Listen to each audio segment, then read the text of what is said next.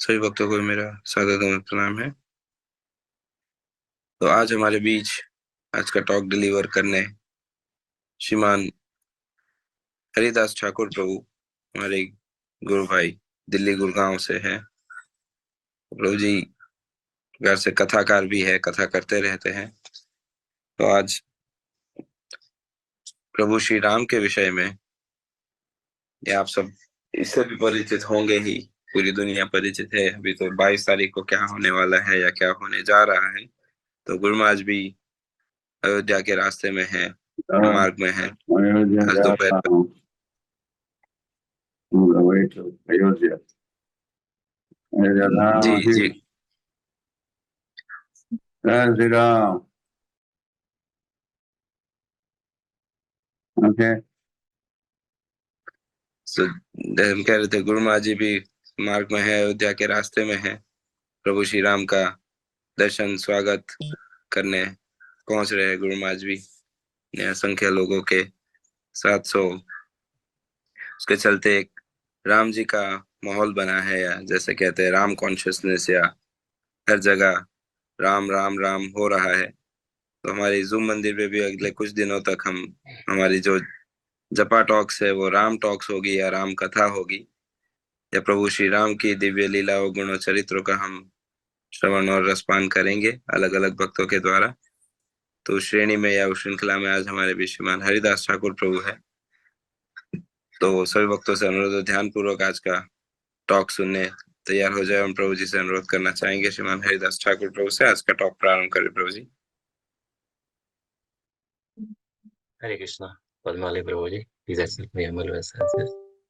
And Hare Krishna, Guru Maharaj.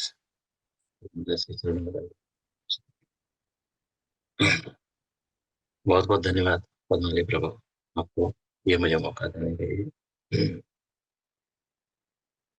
ओम अज्ञानतिमिरान्धस्य ज्ञानञ्जनशलाकया चक्षुरुन्मीलितं येन तस्मै श्रीगुरुवे नमः।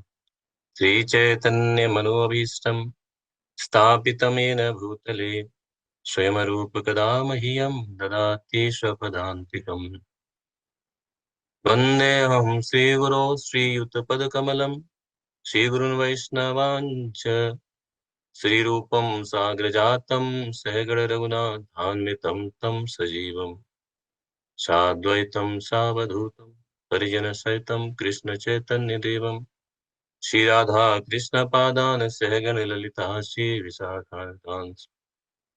हे कृष्ण करुणा सिंधु दीनबंधु जगतपते गोपेश गोपिका कांत राधा कांत नमस्तुते। तप्त कांचन गौरांगी राधे वृंदावनेश्वरी वृषभानुसुते देवी प्रणमामि हरिप्रिये। वाञ्छाकल्पतरुभ्यश्च कृपा सिन्धुभ्येव च पतितानां पावनेभ्यो वैष्णवेभ्यो नमो नमः। जय श्री कृष्ण चैतन्य प्रभु नित्यानंद श्री अद्वैत गदाधर शिवासदि गौर भक्तवृंद। हरे कृष्णा कृष्णा कृष्णा हरे हरे, हरे राम राम राम हरे हरे। मूकं करोति वाचालं पंगुं लंघयते गिरिं यत्कृपातमहं वन्दे श्रीगुरुदीनतारिणम्। परमानन्दमाधवं श्रीचैतन्य ईश्वरम्। नमो ओं विष्णुपादाय कृष्णपृष्ठाय भूतले श्रीमते भक्तिवेदांत स्वामी नामिने। नमस्ते सारस्वती देवे गौरवाणी प्रचारिणे निर्विशेष शून्यवादी पाश्चात्य देश तारिणे। नमो विष्णुपदाय कृष्णपृष्ठाय भूतले तो सभी भक्तों के चरणों में मेरा धन्यवाद प्रणाम। और बहुत सुखद अनुभव हो रहा है इस बात का कि आज मुझे आप सबके बीच में गुरु महाराज की कृपा से भगवान श्री रामचंद्र के बारे में कुछ बोलने का अवसर प्राप्त होता है। जैसे श्रीमद् भागवतम में पहला श्लोक है 9th कैंटो में, और 10वें अध्याय का पहला श्लोक है, वो भगवान श्री रामचंद्र के जन्म के बारे में बताता है। खट्वांगात दीर्घबाहु शरघु तस्मात् पृथुस्रवो अज तथा महाराज तस्मात् दशरथ अहवत। श्लोक कहता है कि खट्वांगात दीर्घबाहु, महाराज खट्वांग जो इक्ष्वाक वंश में राजा हुए हैं, उनसे जो है दीर्घबाहु नाम के राजा हुए हैं। और दीर्घबाहु राजा के पुत्र थे, उनका नाम था महाराज रघु, जो बहुत ही विख्यात राजा थे। और उनके रघु के जो पुत्र थे उनका नाम अज था, और अज से जो है महापुरुष जो है दशरथ हुए। तस्यपि भगवान एष साक्षात ब्रह्ममयो हरि, अंशासेन चतुर्धागात पुत्रत्वं प्रार्थितैसुर, राम लक्ष्मण भरत शत्रुघ्न इति संज्ञया। तस्यपि भगवान ये साक्षात ब्रह्मयो हरि, तस्यपि माने उन महाराज दशरथ से जो साक्षात ब्रह्ममय हरि जो है भगवान अपने अंशान से, अपने अंश के भी अंश के रूप में चतुर्धा, 4 रूपों में प्रकट हुए। और उनके नाम थे राम, लक्ष्मण और भरत शत्रुघ्न। पुत्रतम प्रार्थता सुरई, जब सुरों माने देवताओं के द्वारा प्रार्थना की गई तो भगवान जो है उन महाराज दशरथ के पुत्र के रूप में पैदा हुए, और उनके नाम थे राम, लक्ष्मण, भरत, शत्रुघ्न इति संज्ञया, ये उनके नाम थे। तो भगवान श्री रामचंद्र, इनफैक्ट राम शब्द के बारे में कहा जाता है कि रमन्ते योगिनो अनिन्ते सत्यानंद चिदात्मनि इति राम पदे नासौ परम ब्रह्म विधीयते, कि परम सत्य है, उन परम सत्य में योगी जन रमण करते हैं, इसलिए परम सत्य का एक नाम राम भी है। तो परम सत्य श्री कृष्ण है, जैसा हम श्री भागवतम से और वैदिक ग्रंथ से समझते हैं कि परम सत्य तो श्री कृष्ण है, और उन परम सत्य में चूंकि योगी जन रमण करते हैं, अतः उन परम सत्य श्री कृष्ण का एक नाम राम भी है। तो भगवान श्री कृष्ण से ही सारे अवतार हैं, तो उसी तरह भगवान श्री रामचंद्र जी भी हैं, भगवान श्री कृष्ण के अवतार हैं। और भगवान श्री कृष्ण जब आनंद देने के लिए आते हैं, आनंद घन के रूप में आते हैं, तो वो श्री रामचंद्र के रूप में आते हैं, क्योंकि भगवान श्री राम को देखते ही जो है हमारे हृदय में आनंद फूट पड़ता है। भगवान श्री राम का विग्रह जैसे ही हम देखते हैं, हमारे हृदय में एकाएक जो है आनंद फूट पड़ता है। तो आनंद घन भगवान जब श्री कृष्ण जो है आनंद घन के रूप में प्रकट होना चाहते हैं, श्री रामचंद्र के रूप में आते हैं। रमन्ते योगिनो अनंते सत्यानंद चिदात्मनि इति नाम पदे रासौ परम ब्रह्म विधीयते, ऐसे परम ब्रह्म को जो है राम कहा जाता है। वैसे राम शब्द जो है, राम नाम जो है भगवान बलराम का भी हुआ है, और परशुराम भगवान के लिए भी राम शब्द यूज होता है, राजा रमण के लिए भी राम। रमयति इति रामा, जो रमते हैं और रमाते हैं वो भगवान श्री रामचंद्र है।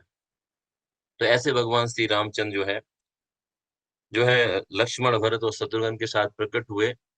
ये चारों ही जो है ना विष्णु तत्व थे, ये चारों ही विष्णु तत्व हैं। जैसे अनिरुद्ध, प्रद्युम्न, जो हम वासुदेव, संकर्षण, ये चतुर्व्यूह बनता है, उसी तरह से ये चतुर्व्यूह है राम, लक्ष्मण, भरत और शत्रुघ्न का अयोध्या धाम में। तो भगवान श्री राम के बारे में कि भगवान ने सबसे पहले तो प्रकट होके जब अपनी बाल लीलाएं करना शुरू किया तो थोड़े ही बड़े हुए थे। तो जैसा हमने सुना है कि अ, विश्वामित्र जी आ गए, और विश्वामित्र जी को जो है राक्षस लोग बहुत परेशान करते थे। वो अपने आश्रम यज्ञ वगैरह करते थे, तो वहां पे कुछ न कुछ उत्पात राक्षस उत्पात मचाने के लिए आ जाते थे। तो वो विश्वामित्र जी हैं दशरथ जी के पास गए, उन्होंने बोला कि मुझे इन राक्षसों का वध करवाना है, मुझे अपने पुत्र ये दोनों राम और लक्ष्मण दे दो। तो दशरथ जी तो बोले कि ये तो बिल्कुल छोटे हैं, अभी तो ये जा भी नहीं सकते हैं कहीं बाहर घर से, अभी तो बन के जाने के लायक है ही नहीं है, तो आप इनको मत मांगिए हमसे। तो विश्वामित्र जी बोले कि मैं जानता हूँ और ये वध कर सकते हैं राक्षसों का, आप इन्हें मेरे साथ भेजिए। लेकिन दशरथ जी बोले कि आप चाहते हो राक्षसों को वध करना है, तो मैं स्वयं सेना लेके चलता हूँ, अयोध्या की जितनी भी सेना आप बताओ, मैं लेके चलता हूँ, मैं स्वयं चलता हूँ युद्ध करने, लेकिन आप इनको लेके ले जाने का आप हट न करें। लेकिन विश्वामित्र जी हैं, उनसे जो है दशरथ महाराज जो है थोड़ा सा नहीं चाहते थे उन्हें अब मानना हो, अतः उन्होंने विश्वामित्र जी की बात माननी ही पड़ गई एक तरह से। जब वो विश्वामित्र जी इसके लिए हट कर ही रहे थे, तो भगवान जो है विश्वामित्र जी के साथ में जो है वन में जाते हैं, और सबसे पहला वध जो है भगवान ताड़का आगे करते हैं। जैसे भगवान श्री रामचंद्र ने, भगवान श्री कृष्णचंद्र ने जैसे पहला वध जो है पूतना का किया, वैसे ही सबसे पहला वध जो है राक्षसी जो है ताड़का के जो है भगवान श्री रामचंद्र ने किया। और वहां पे जाके सुबाहु का भी जैसे वध किया भगवान ने जाके। आगे विश्वामित्र जी जो है भगवान श्री रामचंद्र को लेके जाते हैं जनकपुर में, जहाँ सीता स्वयंवर होना था। तो भगवान श्री रामचंद्र वहां जाते हैं और सभी जो है क्षत्रियों के बीच में भगवान श्री रामचंद्र जो है शिव धनुष को तोड़ते हैं, हर धनु को तोड़ते हैं, और वहां पे जो है सीता जी से स्वयंवर होता है भगवान श्री रामचंद्र का। और वहां पे ही जो है भरत शत्रुघ्न और जो है लक्ष्मण जी का भी विवाह होता है। जनक महाराज की अन्य पुत्रियां हैं, उनसे जो है वहां पे ही विवाह होता है चारों भाइयों का। और चारों भाई आते हैं फिर लौट के वहां से। तो भगवान श्री रामचंद्र जो है अब जो है दशरथ महाराज जो है सोच रहे हैं गंभीरता से कि किसी न किसी तरह में ये अपना जो अधिकार है भगवान श्री रामचंद्र को दे दूं, अर्थात उनको मैं अब राजा बना दूं अयोध्या का। और वो अपने अगले आश्रम के बारे में सोचना चाहते हैं। लेकिन तभी जो है वो, जैसा हम सब जानते हैं कि मंथरा जाती है और कैकेयी की बुद्धि जो है पूरी घुमा देती है। और उससे फिर जो है भगवान श्री रामचंद्र के लिए कैकेयी जो है ना, जो दो वर कभी जो है दशरथ महाराज ने कैकेयी को देने के लिए बोला था, उसके स्वरूप जो है एक में भगवान श्री रामचंद्र के लिए वनवास और दूसरे में भरत के लिए राजगद्दी मांग लेती है। ये सब हमने कथाएं सुनी है। जब ये घटना घटती है तो उस समय भरत और शत्रुघ्न ये दोनों ही अपने ननिहाल में होते हैं, वहां होते ही नहीं है। और उनको फिर बुलाने के लिए एक दूत भेजा जाता है। तो उनको बताया नहीं जाता है घटना क्या कुछ घट गई है, लेकिन हो बहुत कुछ गया होता है। यहाँ पे भगवान श्री रामचंद्र जो है वन को चले भी गए होते हैं, और महाराज दशरथ जो है वो अपना शरीर भी छोड़ दिए होते हैं भगवान श्री रामचंद्र के वियोग में। लेकिन ये दोनों ही चीजें जो है बताई नहीं जाती हैं। ये बोला जाता है कि आप जल्दी चलो। तो जब भरत और शत्रुघ्न वहां से आते हैं तो उन्हें बड़ा अपशकुन दिखाई देते हैं। जिस तरह से भगवान श्री कृष्ण जब द्वारका धाम से प्रयाण कर गए तो अर्जुन लौट के बहुत दिन तक नहीं आए, तो महाराज युधिष्ठिर को जो है बहुत अपशकुन दिखाई देते हैं। इसी तरह के अपशकुन जो है भरत और शत्रुघ्न को दिखाई देते हैं रास्ते में, और वो समझ जाते हैं कि हो न हो कुछ बहुत बड़ी अनहोनी घटना घट गई है। और जब यहाँ पे आके आते हैं तो उनको ये सब पता लगता है। तो भरत महाराज तो बहुत दुखी होते हैं, जैसा हम सब जानते हैं। उनको बहुत दुख होता है। अपनी माता कैकेयी को जो है बहुत बहुत ही जो है अपशब्द वगैरह बोलते हैं और क्या कुछ नहीं कहते हैं। लेकिन भगवान श्री रामचंद्र के लिए तो जो है भरत महाराज जो है अपने प्राण भी देने को तैयार हैं। किसी तरह जो है राज शासन तो स्वीकार करने के लिए किसी तरह तो वो सोच भी नहीं सकते हैं। उनके लिए भगवान श्री रामचंद्र सर्वोपरि हैं। इधर जो है पिता की आज्ञा पालन करते हुए भगवान श्री रामचंद्र जो है वनवास चलते हैं।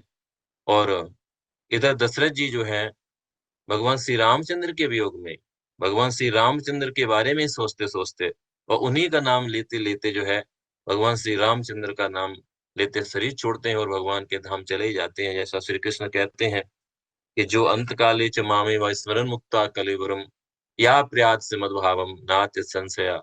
अंत काल में जो व्यक्ति मेरा नाम लेते हुए शरीर छोड़ता है वो निश्चित रूप से मुझे प्राप्त करता है। तो भला भगवान श्री रामचंद्र जिनके पुत्र के रूप में आए, तो और जिन्होंने फिर रामचंद्र के ही वियोग में शरीर छोड़ दिया है, तो फिर उनको भगवत धाम तो प्राप्त होना निश्चित है ही है। कहने का तात्पर्य है कि जिस तरह का वियोग जो है भगवान श्री रामचंद्र के लिए दशरथ महाराज के हृदय में था, ऐसा वियोग होना चाहिए। जब भगवान श्री कृष्ण जो है वृंदावन से जब चले गए हैं मथुरा के लिए, अक्रूर जी ले गए हैं, तो नंद महाराज कहते हैं कि मेरे से अच्छे तो जो है दशरथ थे, मेरे से ज्यादा प्रेम तो दशरथ करते थे अपने पुत्र रामचंद्र से, जो उनके प्राण निकल गए थे भगवान श्री रामचंद्र के जाते लेकिन मेरा प्राण नहीं निकला है, मैं जीवित हूँ, मुझे कोई प्रेम है ही नहीं कृष्ण के प्रति।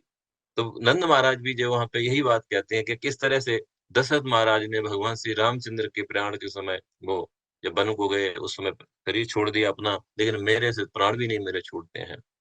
आगे जाके हम सुनते हैं कि जब भगवान आगे जाते हैं तो पंचवटी में जाके भगवान रहना शुरू करते हैं, और उसके पहले चित्रकूट में भगवान रहते हैं।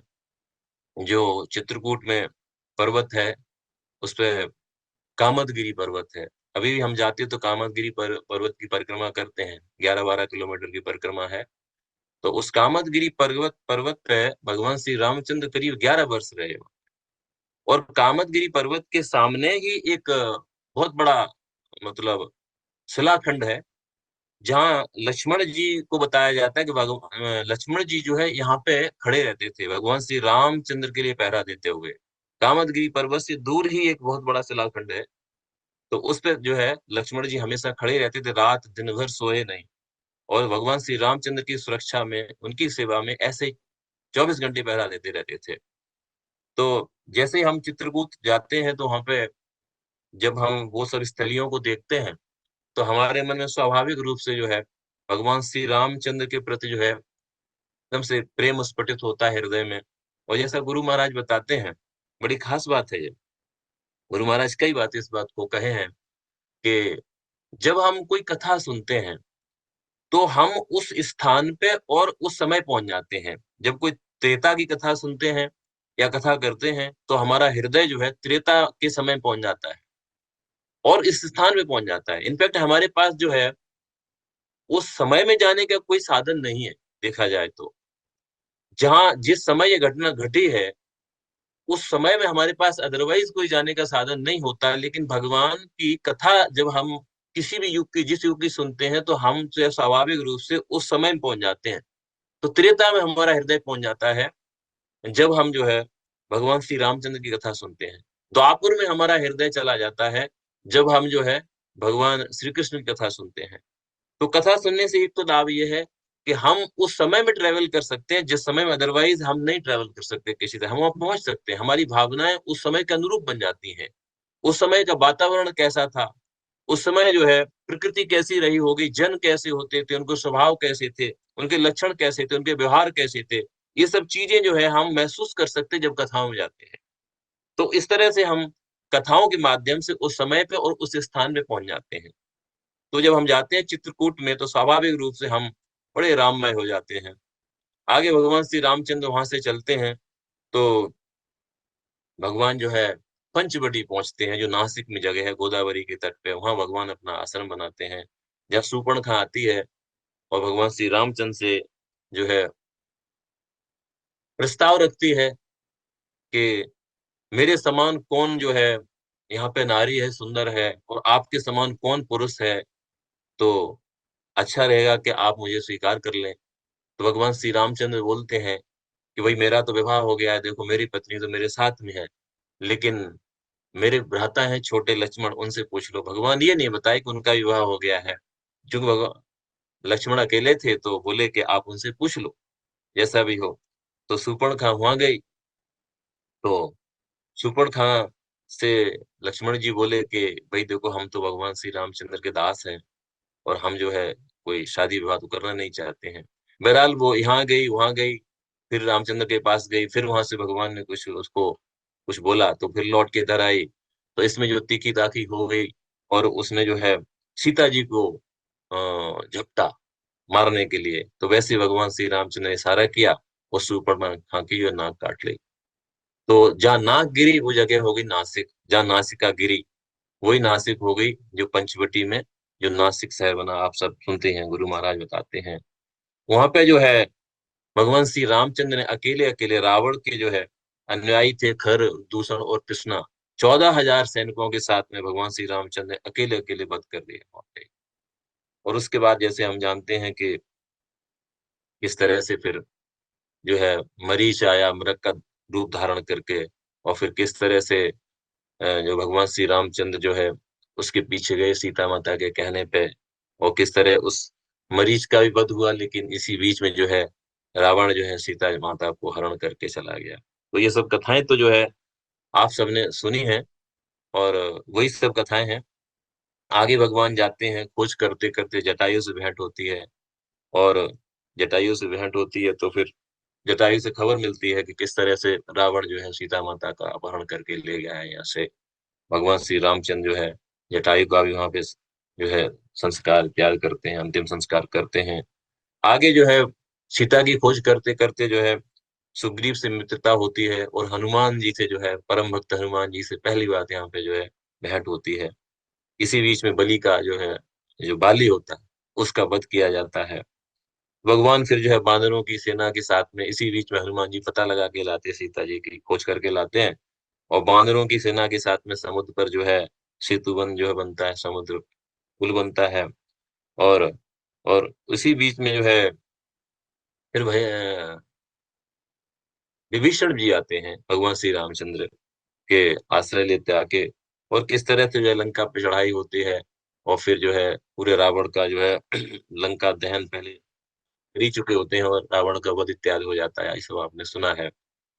और भगवान फिर पुष्पक विमान से लौट के किस तरह 14 वर्षों का वनवास पूरा करके जो है आते हैं, और अयोध्या के जो है राजा के रूप में भगवान श्री रामचंद्र जो है विराजमान हो जाते हैं, जैसा हम सब ने सुना है। तो राम राज्य की बात सब करते हैं, लेकिन रामराज बिना राम के कैसे आ सकता है? जब भी कहीं शासन की बात आती है तो राम राज्य की बात करी जाती है, लेकिन भगवान श्री रामचंद्र के बिना राम राज्य कैसे आ सकता है? लेकिन अब जब भगवान श्री रामचंद्र अयोध्या धाम में प्रकट हो रहे हैं या आ रहे हैं, तो ये सचमुच जो है हमारे पूरे देश के लिए ये मंगल का बहुत बड़ा अवसर है। ये हमारे सारे देश के लिए, पूरे देश के लिए ये बहुत मंगल सूचक जो है चिन्ह है, देखा जाए तो। क्योंकि इस समय पूरा संसार भी, और भारत तो विशेषकर जो है राममय हो गया है। हम कहा जहां भी कहीं सुन रहे हैं, जहां भी कहीं मंदिरों में या अन्यत्र भी जो है, जैसे जो वहां से अक्षय इत्यादि जो भेजे गए हैं, वो हमारे पास भी जैसे आए हैं, तो उस तरह से भगवान श्री रामचंद्र का संदेश, भगवान श्री रामचंद्र का आशीर्वाद जो है वो सबके पास पहुंच रहा है, उनकी कृपा सबके पास पहुंच रही है, और पूरा भारत जो है इस समय राममय हो रहा है, देखा जाए तो। तो वैसे हम जब भगवान श्री रामचंद्र की कथाएं सुनते हैं, तो हम देखते हैं कि रामायण में जितने भी पात्र हुए हैं, उन पात्रों की आदर्श भूमिकाएं हैं। पिता का पुत्र के प्रति कैसा स्नेह होना चाहिए और कैसा बर्ताव होना चाहिए, दशरथ महाराज से सीखे। और पुत्र का पिता के प्रति कैसा कर्तव्य निर्वाह होना चाहिए, वो भगवान श्री रामचंद्र से सीखे। और भाइयों का भाइयों के बीच प्रेम कैसा हो, ये जो है भरत लक्ष्मण शत्रुघ्न से सीखे। और जो है सेवा कैसे करी जाए भगवान की, वो कोई लक्ष्मण से सीखे।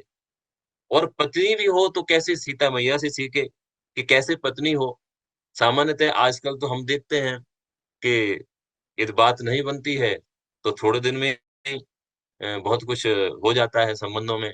लेकिन वहां तो हम देखते हैं कि किस तरह से सीता माता जो है भगवान श्री रामचंद्र के साथ जो है, भगवान श्री रामचंद्र ने कहा था सीता माता से कि आप जो है, आपको जाने की जरूरत नहीं है, वनवास तो मुझे हुआ है, आप यहीं रुकिए। लेकिन सीता माता बोली कि आप जहां जाएंगे हम वहीं जाएंगे। और जनक महाराज भी कह सकते थे भाई कि हमने तो को विवाह तो अपने पुत्री का किया था, लेकिन इसलिए नहीं किया था आप वन में लेके जाना। जनक महाराज भी बहुत प्रसन्न हुए, उन्होंने बोला हमने दान कर दी तो दान कर दी कन्या आपको। तो एक बड़ा ही आदर्श आचरण पत्नी का कैसा होना चाहिए, माता सीता से देखते हैं। और यहाँ तक कि जो उर्मिला है, जो लक्ष्मण की पत्नी है, उनका भी जो आचरण आप देखिए कि कहाँ जो है विवाह होके ही आया था, और कुछ चंद्र दिनों के बाद ही वनवास हो गया, और लक्ष्मण जी जो है वन में चले गए भगवान श्री रामचंद्र के साथ में। और लक्ष्य और जो उर्मिला जी जो है ना, इस तरह 14 साल तक जो है वियोग में रही हैं। तो एक से एक आदर्श चरित्र है। मित्र की मित्र के प्रति किस तरह से मित्रता निभाई जाए, ये हम देखते हैं सुग्रीव जी से, विभीषण जी से। और किस तरह भगवान की दासता सेवा निभाई जाए, ये हम देखते हैं हनुमंत लाल जी से, हनुमान जी से। तो रामायण में आप कोई बात, यहाँ तक शत्रुता भी कैसे निभाई जाए शत्रु के साथ में, ये भगवान श्री रामचंद्र से देखते हैं कि किस तरह से रावण का उन्होंने नामो निशान मिटा दिया। तो एक से एक जो है आदर्श आचरण और आदर्श भूमिकाएं जो है हमें रामायण में देखने को मिलती हैं। भगवान श्री रामचंद्र के शासन के बारे में कहा जाता है कि न आदि व्याधि जरा ग्लानि दुख शोक भय क्लमा मृत्युम च अनिशताम न आसीत रमे राजनी अधोक्षजे। उन अधोक्षज रामचंद्र के राज्य में किसी भी व्यक्ति को तीन तरह के जो कलेश होते हैं, आदि व्याधि, आदि माने मन का क्लेश और व्याधि माने शरीर के क्लेश, ये आदि व्याधि थी नहीं किसी को भी भगवान श्री रामचंद्र के शासन में। और जरा गिलानी, किसी को जरा माने बुढ़ापा भी नहीं था, गिलानी माने मन का विक्षोभ भी नहीं था। दुख शोक भय क्लमा, दुख नहीं है और भय नहीं है, और क्लमा माने थकावट भी नहीं लोगों को आती थी। भगवान श्री रामचंद्र का ऐसा राज्य था। मृत्यु च न अनिशताम आसीत, किसी को यदि मृत्यु की इच्छा नहीं है तो बिना इच्छा के मृत्यु ही नहीं आती थी। आप सोचिए कि जो इच्छा मृत्यु का वरदान भीष्म देव को दिया था उनके पिता शांतनु ने, वही वरदान सभी भगवान श्री रामचंद्र के राज्य में सभी को प्राप्त था। जो भी प्रजा थी भगवान श्री रामचंद्र की प्रजा को वही आशीर्वाद, वही वरदान प्राप्त था जो पितामह भीष्म को शांतनु महाराज ने दिया था, इच्छा मृत्यु का वरदान। क्योंकि मृत्यु न अनिच्छताम आसीत, कोई इच्छा नहीं करता था तो उसकी मृत्यु होती ही नहीं थी। ये था रावण लक्ष्य। और रमे राज ने जी, एक पत्नी व्रत धरो राजऋषि चरित्र सुचि स्वधर्मम गृह मेदियम शिक्षण स्वयं आचरण। भगवान श्री रामचंद्र ने एक पत्नी का व्रत धारण किया और राजर्षि चरित्र सुचि, भगवान राजर्षि थे अर्थात राजा हो से भी हुए, भगवान जो है एक ऋषि की भूमिका निभा रहे थे, एक ऋषि की तरह रह रहे थे और उनका चरित्र जो है परम पवित्र था। राजर्षि चरित्र सुचि, परम पवित्र भगवान श्री रामचंद्र का जो है चरित्र था। स्वधर्मम गृह मेदियम, जो गृह मेदी जन होते हैं उनको भगवान ने अपने धर्म से सिखाया, अपने आचरण से सिखाया। शिक्षण स्वयं आचरण की, किस तरह से एक पत्नी व्रत में व्यक्ति को अपना जीवन जो है रखना चाहिए। एक पत्नी के साथ में भी जीवन जीना जो है अपने में एक बहुत बड़ा व्रत माना जाता है। वैसे राजा महाराजा लोग जो है एक से अधिक शादियां करते थे, विवाह करते थे, लेकिन भगवान श्री रामचंद्र जो है पूर्ण पुरुषोत्तम भगवान होने के साथ भी भगवान जो है ये एक हमारे सबके लिए दृष्टांत स्थापित करने के लिए एक पत्नी व्रत धारण किया भगवान ने। और मर्यादा पुरुषोत्तम राम इसलिए उन्होंने मर्यादाएं पूरी भगवान ने प्रकट की। चूंकि उन्होंने मर्यादाएं प्रकट की इसलिए भगवान की भगवत्ता प्रकट नहीं हो रही थी। भगवान चूंकि एक आदर्श भूमिका एक राजा की दिखा रहे थे, एक राजा की आदर्श भूमिका निभा रहे थे। भगवान चूंकि एक गृहस्थ की आदर्श भूमिका दिखा रहे थे या निभा रहे थे, इसलिए भगवान की भगवत्ता प्रकट नहीं हो रही थी। लेकिन जो भगवान के भक्त होते हैं भगवान उनसे नहीं छिप पाते हैं। जिस तरह श्रीमन चैतन्य महाप्रभु जो है उनको जान ही नहीं पाते लोग कि भगवान के अवतार हैं या भगवान है स्वयं चैतन्य महाप्रभु, क्योंकि उसमें भगवान जो है एक जो है भक्त की भूमिका में है। लेकिन फिर भी चैतन्य महाप्रभु जो है अपने भक्तों से नहीं बच पाते हैं, उनके भक्त उनको समझ जाते हैं। तो उसी तरह से भगवान श्री रामचंद्र जो है उनका भी आचरण इस तरह का था, एक आदर्श आचरण होने के नाते, मर्यादा में होने के नाते भगवान की भगवत्ता प्रकट नहीं हो रही थी। लेकिन जो जन जानने वाले हैं, विशेषकर भगवान के भक्त हैं, वो तो भगवान को जान ही जाते हैं। भगवान जो है सबसे अपने को छिपा लेते हैं, लेकिन भगवान अपने भक्तों से अपने को नहीं छिपा पाते हैं। और भक्ति कैसी चीज है जिससे भगवान को जाना जा सकता है। भगवान कहते हैं भक्त्या हम एकाग्रहाय श्रद्धा आत्मप्रिय सताम भक्ति पुनाति मत निष्ठा स्वपाकानाति समवात। भगवान श्री कृष्ण जो है उद्धव से उद्धव गीता में कहते हैं भक्त्या अहम एकाग्रहाय श्रद्धा आत्मप्रिय सताम। जो हमारे भक्त हैं, श्रद्धावान हैं, ऐसे भक्तों को मैं केवल भक्ति के द्वारा जाना जा सकता हूँ, मैं भक्ति के द्वारा प्रकट करता हूँ। भक्त्या हम एकाग्रह श्रद्धा आत्मप्रियसताम भक्ति पुनाति मत निष्ठा स्वपाकानाति संभवात। स्वपाकान माने कि जो कुत्ता भक्षी लोग हैं अर्थात जो चांडाल लोग हैं, हे उद्धव मेरी भक्ति उनको पवित्र कर देती है। और भक्ति जब पवित्र करती है तो भगवान कहते हैं यथा यथा आत्मा परिमर्यते असौ मत पुण्य गाता श्रवण विधानौ तथा तथा पश्यति वस्तु सूक्ष्मम चक्षु यथा एव अन्यन संप्रयुक्तम। भगवान कहते यथा यथा आत्मा परिमृजते असौ मद पुण्य गाथा श्रवण अभिधानई, कि मेरी पुण्य गाथाओं का श्रवण करने से और मेरे बारे में चिंतन करने से, मेरा नाम इत्यादि जप करने से जैसे जैसे किसी व्यक्ति का चित्त शुद्ध होता है, तथा तथा पश्यति वस्तु सूक्ष्मम चक्षु यथा अंजन संपृक्तम, कि जिस तरह आंख में दवा डालने से व्यक्ति जो है चीजों को स्पष्ट रूप में देख पाता है, उसी तरह से मेरी भक्ति के द्वारा जब व्यक्ति पवित्र होने लगता है, उसकी वृत्ति जो पवित्र होने लगती है, उसका चित्त पवित्र होता है, तो वो जो है सूक्ष्म चीजों को देख पाता है। तो सूक्ष्म चीजों में सबसे सूक्ष्म तो आत्मा है और फिर जो है परमात्मा है। तो भगवान को देखने का एक माध्यम जो है भगवान ने सर्वत्र जो है भागवतम में या फिर रामायण में, भगवत गीता में भगवान ने बताया है, मेरी भक्ति भक्ति पुनाति मत निष्ठा स्वपाकानापि समवात, मेरी निष्ठा पूर्वक भक्ति जो है वो चांडालों को पवित्र कर देती है। तो भगवान तो प्रेम के भूखे हैं और प्रेम से जो बुलाता है उसके पास चले जाते हैं।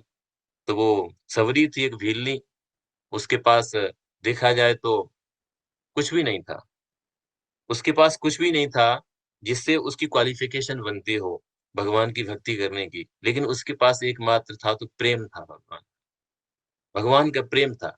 और सबरी से जब भगवान श्री रामचंद्र मिले हैं तो सबरी ने जो है भक्ति के बारे में जिज्ञासा की है, तो भगवान श्री रामचंद्र ने एक बड़ी विशेष बात वहां पे कही है। मुझे बहुत चौपाइयां नहीं मालूम है रामचरितमानस की, लेकिन ये चौपाई मैंने जरूर आदि कंठस्थ कर ली है, जिसमें भगवान श्री रामचंद्र सबरी से कहते हैं कीजिए मंत्र दृढ़ विश्वासा, कीजिए मंत्र जाप दृढ़ विश्वासा। माने जो गुरु ने मंत्र दिया हो आपको, आपके गुरु के द्वारा जो प्रदत्त मंत्र है, उस मंत्र का जाप जो है आप दृढ़ विश्वास के साथ में, ये विश्वास रखिए कि ये मंत्र हमें पार लगा देगा, ये मंत्र ही हमारे लिए संसार से पार लगाने के लिए एकमात्र औषधि है। तो वो मंत्र जो है बहुत दृढ़ विश्वास के साथ जप करना चाहिए कि ये मंत्र हमें पार लगा देगा इस संसार से, ऐसा विश्वास बहुत दृढ़ रहना चाहिए। और एक चीज जानिएगा, without being guru conscious we can not be God conscious, without being guru conscious we can not be Krishna conscious. हमें गुरु कॉन्शियस पहले होना पड़ेगा। दरअसल हमें भगवान का, परमात्मा का साक्षात्कार होने के पहले हमें आत्मा का साक्षात्कार होता है, या फिर ये समझिए दोनों एक साथ साथ होते हैं। उसी तरह से हमारी कृष्ण भावना, चित्त की वृत्ति का विकास जो है ना, ये हमारे साथ में गुरु के साथ हमारी कितनी जो है, हमारी जो है प्रीति है, या फिर गुरु में हमारी कितनी श्रद्धा है, इससे इसके साथ ही विकास होता है। ये दोनों चीजें साथ चलती हैं। तो ये हमें गुरु कॉन्शियस हमें होना ही पड़ेगा या होना ही चाहिए। और इसके लिए हमें we have to have faith, firm faith. और इसके लिए शास्त्रों के बारे में पढ़ना चाहिए, शास्त्रों से पढ़ना चाहिए, सुनना चाहिए। और जितना ही हम उन्नत भक्तों से सुनते हैं उतना ही हम गुरुनिष्ठ बन जाते हैं, गुरुनिष्ठ बनते हैं उतना ही हम भगवत निष्ठ बनते हैं, और जितना ही हम भगवत निष्ठ बनते हैं उतना ही ये संसार के अनर्थों से हम निवृत्त हो जाते हैं। जितना हम संसार के अनर्थों से निवृत्त होते हैं उतना ही इस संसार में जितना ही कुछ दिया हुआ है वो सब भगवान से अभिन्न देखते हैं या भगवान का ही देखते हैं। उतना ही हमारा जो है स्वामित्व का भाव है, due to our false you know जिसको बोला जाए misidentification with the body, जो देहात बुद्धि के कारण जो संसार से हमारा स्वामित्व है, स्वामित्व की भावना है, जो भगवान की वस्तुएं हैं उनको जो हम ग्रहण करने का स्वामित्व का भाव दिखाते हैं, फिर उनका भोग का भाव दिखाते हैं, ये उसी मात्रा में उसी अनुपात में चला जाता है जिस अनुपात में हम गुरुनिष्ठ हो जाते हैं, भगवत निष्ठ हो जाते हैं। और ये अवस्था जो है उच्चतो हमें धीरे धीरे और हायर स्टेज जो है भगवान का नाम जप करने से, भगवान का नाम जप करने से, भगवान का नाम जप करने से होता है। प्रभुपाद कहते थे, even his holiness Gopal Krishna Maharaj ji बार बार कहते हैं, गुरु महाराज भी कहते हैं कि जो हमारी रेगुलेटिव प्रिंसिपल्स हैं, उन रेगुलेटिव प्रिंसिपल्स में किसी तरह की कोई ढिलाई न बरतें, और कभी कोई सिचुएशन कंप्रोमाइज करने की आ भी जाए, बिकॉज हम में से ज्यादातर लोग ग्रस्त हैं और हम ऑफिस वगैरह में कार्य करते हैं तो हमें ट्रैवल भी करना पड़ता है, और फिर अलग अलग परिस्थितियां सामने आती हैं जहां हमें अपनी साधना मेंटेन करनी पड़ती है।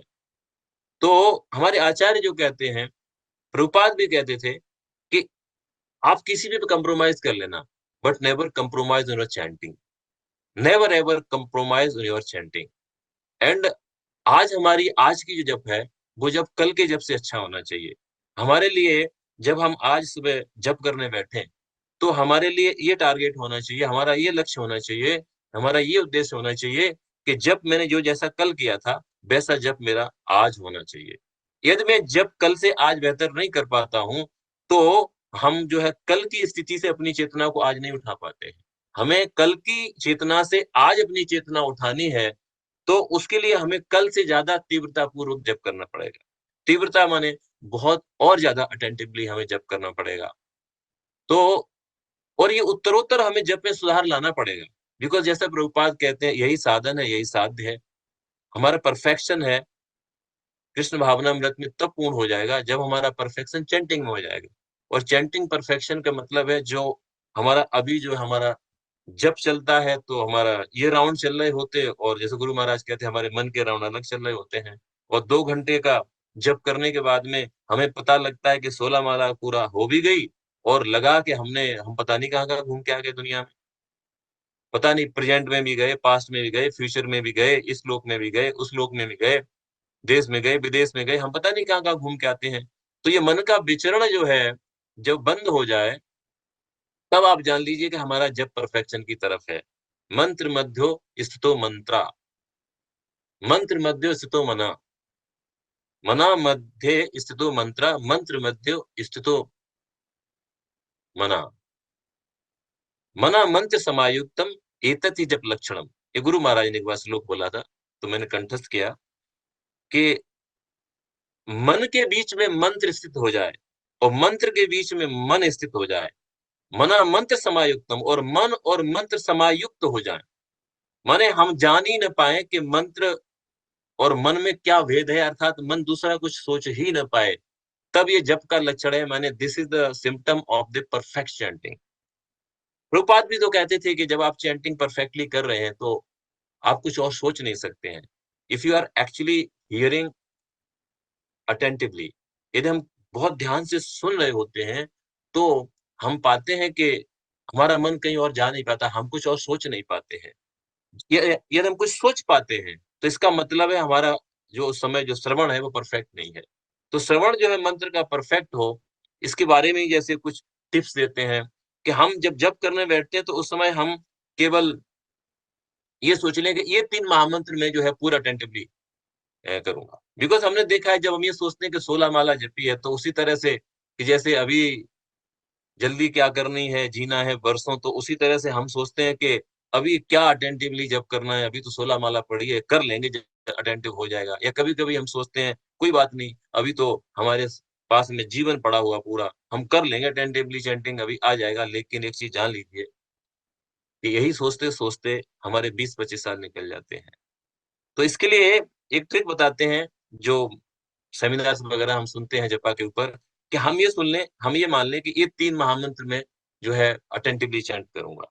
तो वो 3 महामंत्र जब अटेंटिवली चैंट कर लें, उसके बाद तुरंत हम फिर संकल्प लें, ये 3 महामंत्र और मैं अटेंटिवली चैंट करूँगा। और जैसे-जैसे हमारा अटेंशन जो है महामंत्र के जप में अटेंटिव होगा, तो आप पाएँगे कि हमें नाम में रुचि हो जाएगी। हमें मंत्र जप में रुचि आ जाएगी। इनफैक्ट भगवान नाम के जप को आसान बनाने का एक ही तरीका है, उसको अटेंटिवली चैंटिंग। ये जितना ही हम ध्यान पूर्वक जप करते हैं, हम देखते हैं कि हमारा जो है जप में मन लगने लगता है।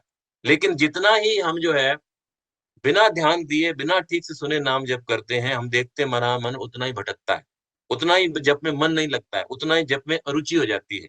तो जप को आसान बनाने का एकमात्र तरीका है कि जप को हम अटेंटिवली करें, अटेंटिवली सुनें, और आप देखेंगे जप फिर जो है हमें और अच्छा लगने लगेगा। तो समय हो गया है, 7:30 बज ही गया है, तो यही समय अवधि है प्रवचन की। तो बहुत-बहुत धन्यवाद आप सभी भक्तों को, आप सबने ध्यान से सुना। ये मेरे लिए एक एक्सटेम्पोर जिसको बोला जाए भाषण था, तत्काल भाषण, तो त्रुटियाँ हुई होंगी, बहुत कुछ स्लिप्स हुई होंगी, तो मुझे क्षमा करें आप सब लोग जो है, और आप सभी भक्तों को बहुत-बहुत धन्यवाद। इसी के साथ में इस जपा को यहीं रोकना जो है। हरे कृष्ण।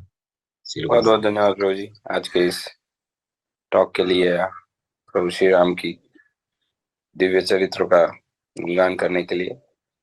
तो एक महत्वपूर्ण सूचना है हमारे हमारे गुरु भाई श्रीमान नील माधव प्रभु जो कि मूलचेरा में स्थित है, उनके धर्मपत्नी हमारी गुरु बहन परिक्रमा माता जी, उनका पिछले 10-12 दिनों से स्वास्थ्य ठीक नहीं है और वो एम्स हॉस्पिटल नागपुर में भर्ती है, हॉस्पिटलाइज्ड है। प्रभु जी ने आज सुबह 4 बजे फोन करके प्रार्थना की कि सभी भक्तों से कहिए उनके लिए प्रार्थना करे। हॉस्पिटलाइज्ड है पिछले 15 दिनों से। सभी भक्तों से अनुरोध है, काफी सरल भक्त है वे, सिंपल डिवोटी, तो उनके लिए आइए हम सब मिलकर प्रभु श्री राम के चरणों में प्रार्थना करते हैं कि परिक्रमा माता जी का स्वास्थ्य शीघ्र अतिशीघ्र ठीक करे, ताकि वे प्रभुपाद जी की सेवा में, गुरु महाराज जी की सेवा में पुनः कार्यरत हो जाए। तो एक बार हम हरे कृष्ण महामंत्र का उच्चारण करके परिक्रमा माता जी का स्वास्थ्य ठीक होने प्रार्थना करते हैं। साथ ही में हरिदास ठाकुर प्रभु का आज की कथा के लिए आभार भी व्यक्त करते हैं। हरे कृष्ण कृष्ण कृष्ण हरे हरे, हरे राम राम राम हरे हरे। श्री हरिनाम प्रभु की जय। हरे कृष्ण महामंत्र की जय। श्रील प्रभुपाद की जय। परम पूज्य श्री लोकनाथ स्वामी गुरु महाराज की जय। वांछा कल्पतरुभ्यश्च कृपा सिन्धुभ्य एव च पतितानां पावनेभ्यो वैष्णवेभ्यो नमो नमः। अनंत कोटि वैष्णववृंद की जय।